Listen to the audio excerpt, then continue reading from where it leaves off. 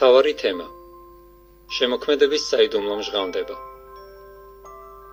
მილიარდობით ადამიანს წაუკითხავს ან გაუგონია სამყაროს წარმოშობის შესახებ ბიბლიაში ჩაწერილი სიტყვები.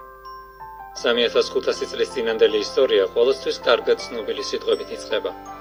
დასაწყისში ღმერთმა შექმნა ცად და მიწა. მაგრამ ბევრმა არ იცის, რომ ქრისტიანული სამყაროს ლიდერებმა, კრეაციონისტებმა და ფუნდამენტალისტებმა შემოქმედებასთან დაკავშირებული ბიბლიის ეს ჩანაწერი 1000 გვარ ზღაპრად გადააკეთეს, რომლებიც ძალიან განსხვავდება ბიბლიური რეალობისგან. მათი ახსნა განმარტებები ეწინააღმდეგება მეცნიერულ ფაქტებს. მიუხედავად იმისა, რომ ეს ზღაპრები ბიბლიაში არ წერია, ამან იმხელა გავლენა იქონია ბევრ ადამიანზე, რომ ისინი ბიბლიას მითოლოგიურ წიგნად მიიჩნევენ. უმრავლესობამ არც კი იცის სინამდვილეში რა წერია ბიბლიაში შემოქმედების შესახებ. ეს სხვა თუ არაფერი სირცხვილია, რადგან ბიბლია საკმაოდ ლოგიკურად და სარწმუნოდ ხსნის სამყაროს წარმოშობის ისტორიას. უფრო მეტიც, ეს ახსნა სრულ თანხმობაშია მეცნიერულ აღმოჩენებთან. შეიძლება გაგაოცოთ შემოქმედების შესახებ ბიბლიაში ჩაწერილმა სიმართლემ.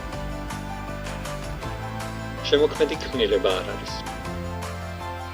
შემოქმედების შესახებ ბიბლიური ჩანაწერი იმ ფაქტს ეფუძნება, რომ არსებობს უზენაესი, ყოვლისშემძლე ღმერთი, რომელმაც ყველაფერი შექმნა. ვინ არის და როგორია ის?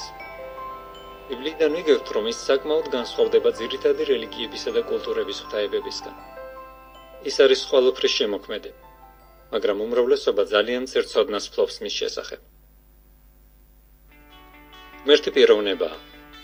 ის არ არის უპიროვნო ძალა, რომელიც უმიზნოდ მოძრაობს სამყაროში. ღმერთს აქვს გონება, გრძნობები და მიზნები. ღმერთი განუსაზღვრელ ძალასა და სიბრძნეს ფლობს.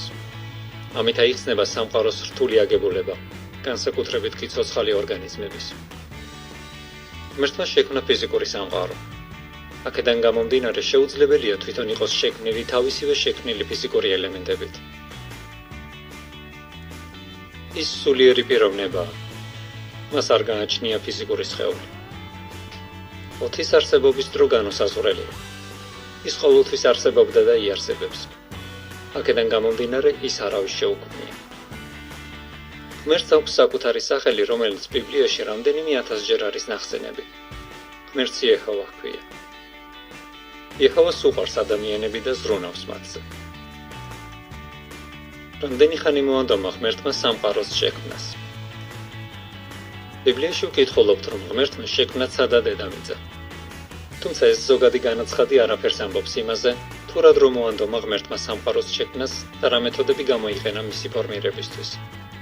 მას რის თქმა შეიძლება კრეაციონისტების მიერ საყოველთაოდ გავრცელებულ შეხედულებაზე, რომ ღმერთმა სამყარო პირდაპირ გაგებით 6-24 საათიან დღეში შექმნა. ასეთი შეხედულება, რომელსაც მეცნიერების უმეტესობა უარყოფს, ხალხს ბიბლიის არასწორმა გაგებამ ჩამოუყალიბა.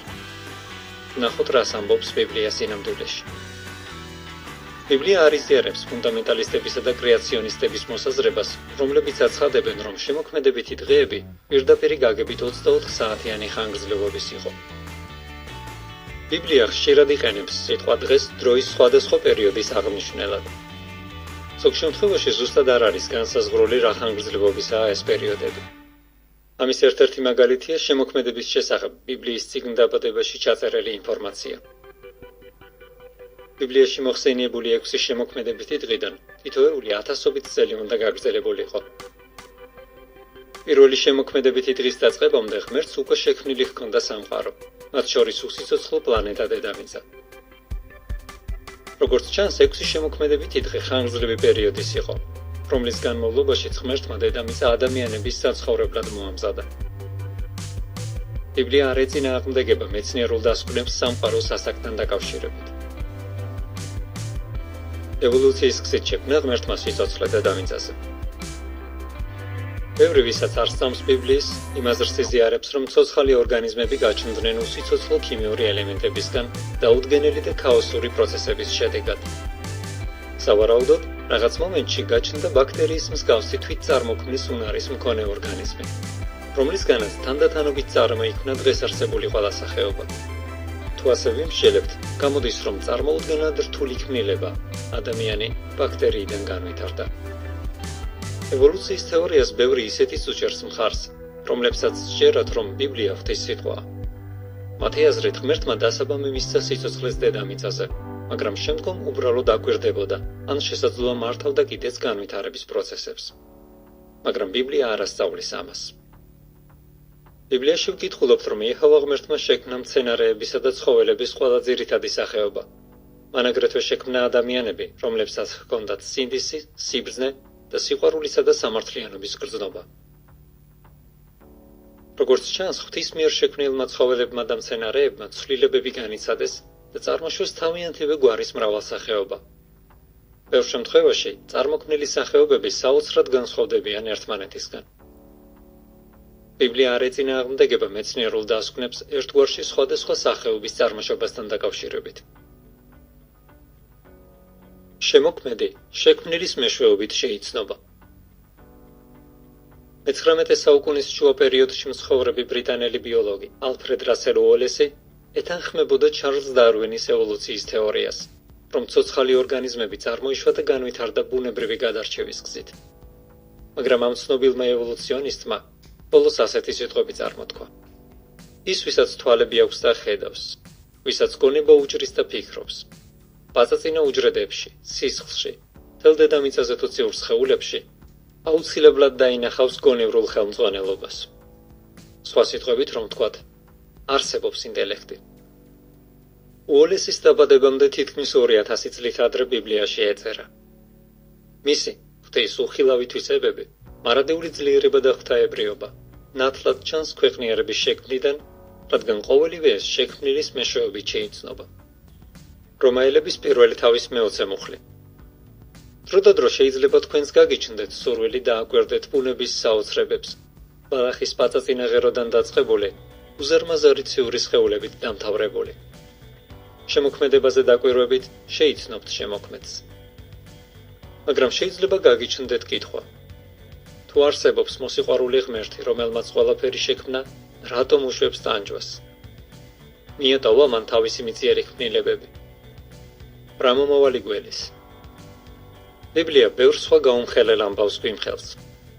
ეს არის ის ბიბლიური სწავლებები, რომლებიც ადამიანის იდეებმა და რელიგიურმა მოძღვრებებმა დაჩრდილა. სწავლებები, რომლებიც უმეტესობისთვის დამალული და გაუმხელელია. ამ ჟურნალის გამომცემლები, იეჰოვას მოწმეები, სიამოვნებით დაგეხმარებიან გამოიკვლიოთ ბიბლიური ჭეშმარიტება და მეტი გაიგოთ შემოქმედისა და ჩვენი მომავლის შესახებ. დამატებითი ინფორმაცია. შემოქმედებითი დღეების დიაგრამა. დასაწყისი.